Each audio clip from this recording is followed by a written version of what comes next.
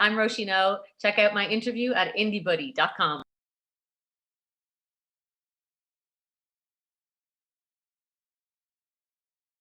Yeah, it's very different. My last track was a big ballad, a big pop ballad, you might say. And I think going into this, it was sort of during the second lockdown, or just after the second lockdown. I went and met a songwriter pal of mine, Cian McSweeney from True Tides. And he's one of these people who's just so optimistic, so like much energy. And going into it at a time that was really depressing time for not just the music industry, but for everyone, I think. But I think we both wanted to write something positive, and he came in, he had this whole sort of backing track laid out for me.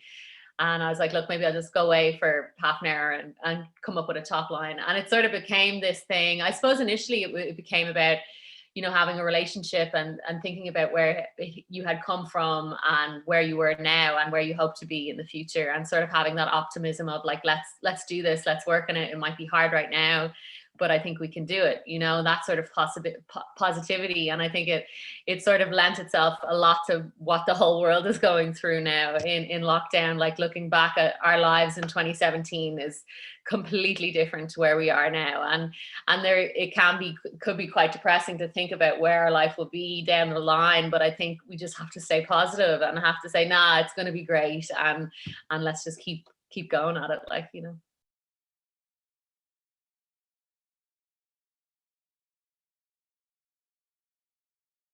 It's like something out of a movie when you think about it. And even looking back at like photos from gigs in 2017, and people are so just all over each other like we were back then. And even thinking about trying to get back to that place is a bit scary. Like, will we ever be that way again? But I think we have to be positive and not be scared of what's happening right now, and just try to be hopeful for what's to come.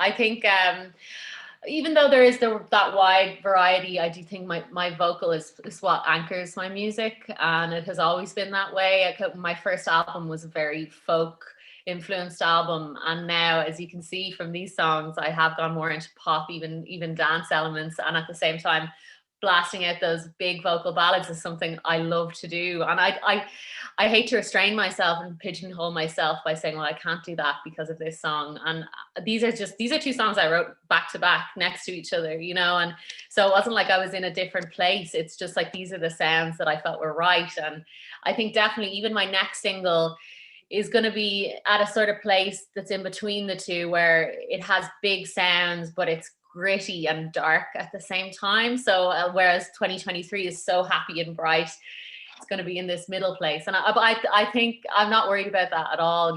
Them being so different. I think when you see the EP, particularly the album, which will come next year, it'll all make sense for sure.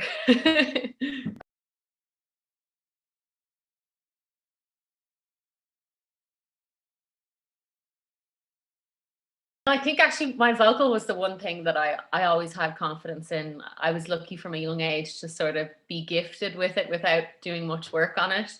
And I think it wasn't until I got into my 20s that I actually started working on technique. I didn't know much about vocal technique before, but that has only helped my craft. Like even though I was very talented vocally in the beginning, like those sort of things will always help. And I think it has actually gotten a lot stronger now compared to when I recorded my first album. And but I think for me, the vocal was always the easy thing for me. The hard thing was songwriting. And if something that I always, because I think I felt that I had this vocal and okay, that's going to be my thing, is going to be my vocal, that I had less confidence in myself for songwriting. I was like, oh no, I can't do that. I'm a vocalist, and it took a long time for me to get out of that headspace and say, well, actually, no, you're both. Songwriting is something that didn't come as naturally, and something that I was very self-deprecating about. But I think now, as I've grown older and especially writing these songs, I sort of didn't write them with Róisín O in mind. I just wrote them. I wasn't thinking I need to write songs to do Róisín O. I was actually in a band called Thanks Brother at the start of the first lockdown. And after writing these songs, I was like, wow, these are really my songs. They're Róisín O songs. And I felt like they had to be sung by me for my audience. So yeah.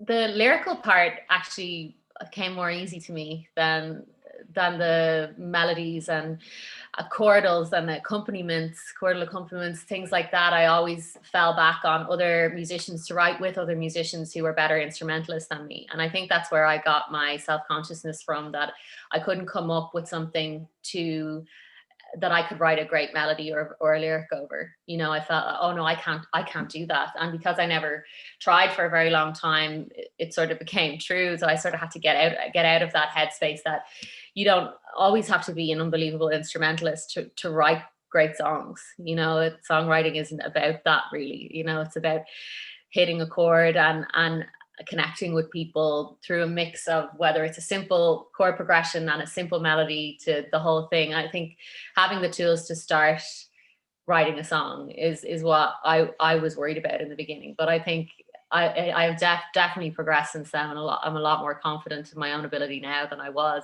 definitely, for sure.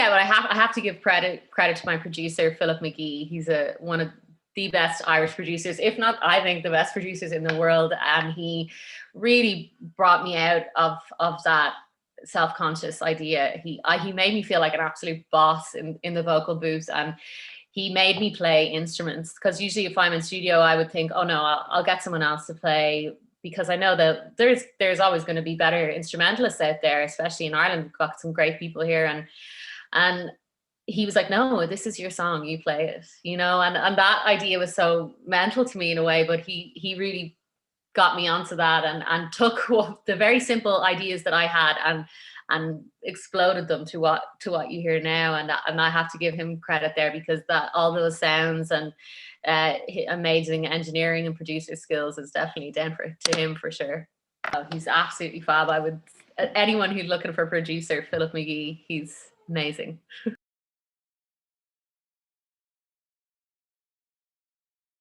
It changes song to song.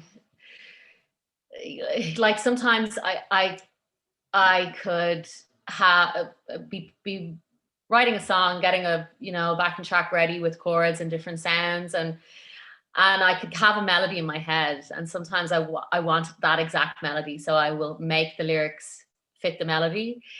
In terms of theme, I will probably have one line that I have written down. I'm like, yeah, that's the idea for the song.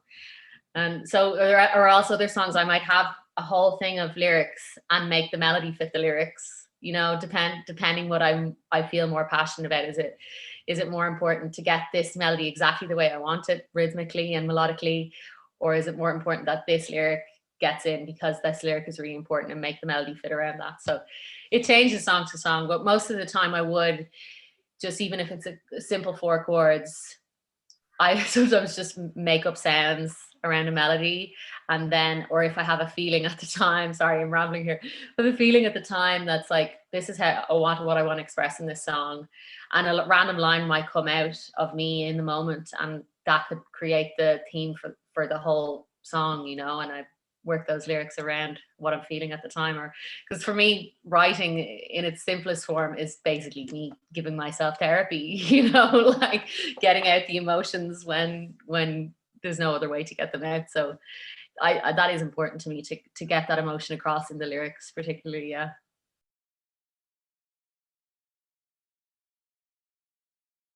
Yeah, I think I wear my heart on my sleeve a bit. Like, I think you can hear from Heart and Bones. I'm heartbroken in that song, and I think it's pretty obvious. So I'm not trying to hide it. And while I don't like very obvious lyrics like, you know, I love you so much and I miss you so much. You know, like though that could work perfectly for some songs. I do at the same time feel that I want the audience to understand what I'm saying, you know. And for me, I want to be talking to a friend when someone is hearing my lyrics. I want to be able to pour my heart out to this person, or a lot of the times in my songs, I'm talking to the person I'm writing about.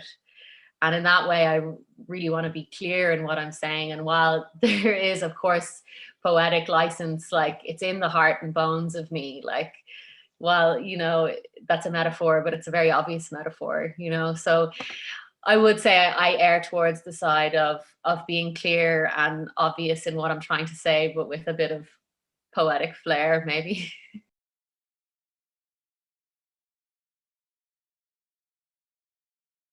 Not when I'm in conversations with people. Sometimes if I'm just thinking about things, or sometimes a line will come into my head if I'm thinking about something that's going on in my head. And I do just put them in my phone, and I probably have notes upon notes upon notes of just one-liners that never get used. Actually, that, thanks for saying that, I probably should look back at those actually. But most of the time it's when I'm in the song and thinking about the feeling.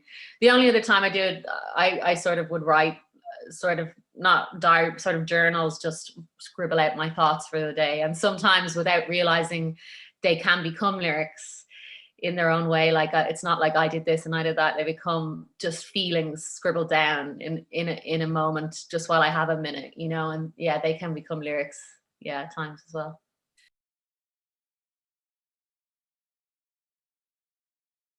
I'm really buzzing. Even this with this release, I had a few promo stuff here in Ireland on Friday, and we did a live performance on one of our national stations. And we didn't get to go into the studio, but we were in my kitchen, and there was a few of us here just playing together, like live. And I was like, oh my God, this is so exciting. It was such a strange feeling. The next day, I actually got to go in and I did a TV show. And, you know, at the end of the song, even though I was just playing on my own because I couldn't, with COVID restrictions, have a band in, but I played the song on my own. And at the end, everybody clapped. And I was like, this is so strange. Oh my God, I haven't heard clapping in a room in so long. It's always been on a Zoom or on radio or like on TV. And so that I was a bit buzzed after that. And I can only imagine how I'm going to feel. Like, I cannot wait to get back gigging to a live audience. And I feel like not only are we going to be so excited to do it because we haven't done it in so long, but the audience are going to be so excited to be there. So I have a feeling, in a one good thing that might come from the lockdown, that people are going to appreciate and enjoy live music more than they ever have in their lives, because they won't want to take it for granted, you know. So I cannot wait.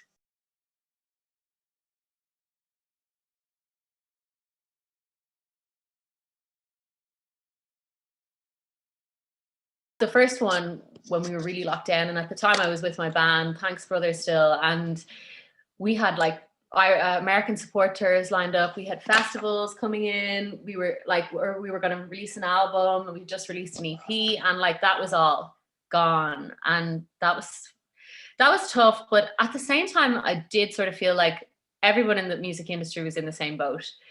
Like there was no one who was able to do it. You know, it wasn't just Ireland, it wasn't just Europe, it was the whole world. So in that sense, it was a little bit comforting, like, well, there's absolutely nothing we can do about it, and everyone is going through the same thing. So that sort of calmed me a bit. It's completely out of my hands. And while it was hard, and I think that first lockdown made me reassess my career and gave me that breathing space, while it was really hard and difficult, I don't think I would be doing what I'm doing now if it wasn't for that lockdown, you know, because I think it made me believe in myself more, my own ability. So in a way, I'm sort of thankful and that I had that time to write and not worry about gigging or promo or anything else, you know. So it definitely helped in a way, as much as it hindered my career for a point. It's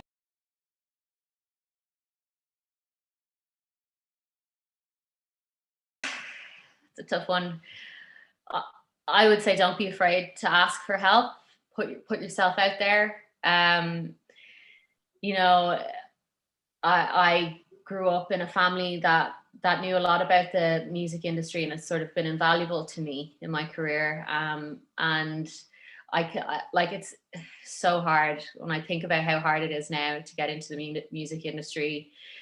Like I would say keep producing stuff, keep writing, just be as prolific as you can be, because especially when you start out, you're still honing your craft. You know, I'm still honing my craft, you know, and putting stuff up online, like TikTok little songs and things, and just building, because I think a lot of young people might think if they don't make it in the first year, then oh, like maybe I'm never going to make it. Like a lot of people don't make it in their first year, And I think if you really love it enough and you want to do the hard slog, just keep at it. Yeah. Like I did the hard slog for many years, and while it was tough, I still loved it. I think if you stop loving it, then stop. But if you keep loving it, it won't be work, you know.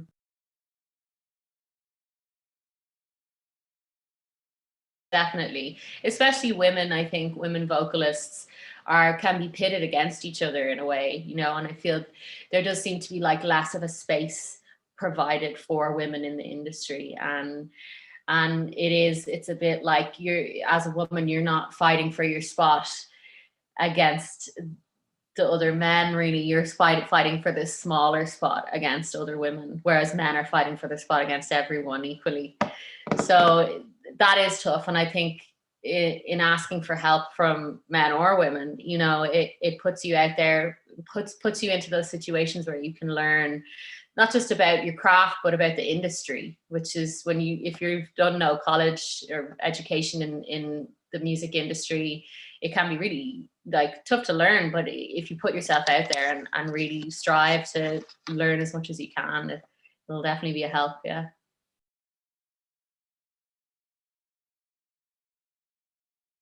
And I do hope that's changing now. I think there, in Ireland particularly at the moment, there's a movement about getting more females on the radio, on Irish radio, because we play so much music from the UK and so much music from America that it's very hard for Irish acts to break through when they're competing against these big number one acts, you know, from around the world.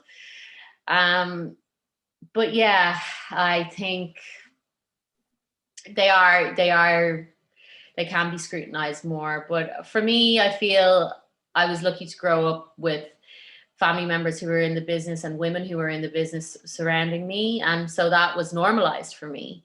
And being a woman in the music industry didn't seem so far reaching. And I think for a lot of women, because they don't see that many women in different, especially outside of the vocal area, different areas of music, that it's hard to imagine yourself in those roles. But I think the more we generalize it, the more we encourage young girls to be producers and be sound engineers and to be guitarists, the more we will see these amazing women come up the ladder. And I think, again, it's all, as much as it is about asking for help, I think it's about giving help, which is, yeah, something I really try to do as well, particularly for young women coming up the ranks.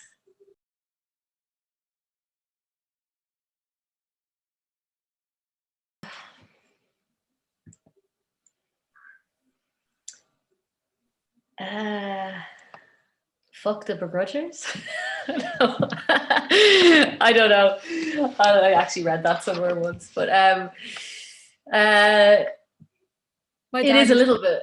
Yeah, it is a little bit like that, though. You know, in with music and with any art, you're putting out your talent on show for other people's approval, and that can be a really hard thing to do when it's something so personal. And while your whole goal of being a musician and being an artist is to entertain people and to move people, but I think you have to separate it that, you know, not everybody is going to like the style, the genre, you, whatever the reason. And that's nothing to do with your talent.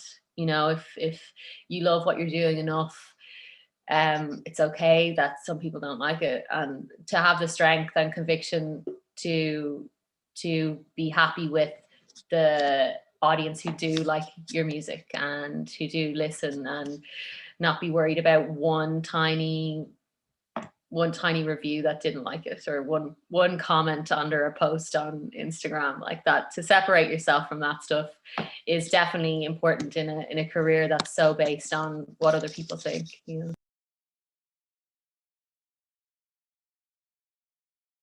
It is hard to do, but I think I've definitely, I think I've gotten good at it, and you have to appreciate, you know, you see those one bad comments out of 100 and you sort of forget those 99 people who loved what you're doing, you know. So just concentrating on the positives for sure, because it'd be a horrible career if you didn't, I'd say.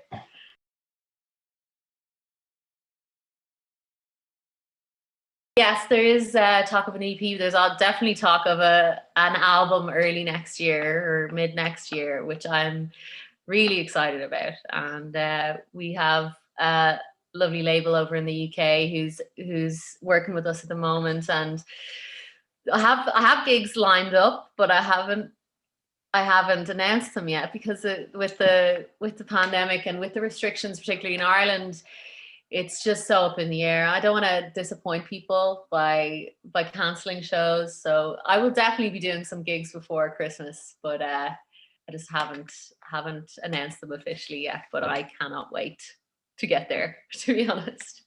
Thanks so much, Danny. That's great.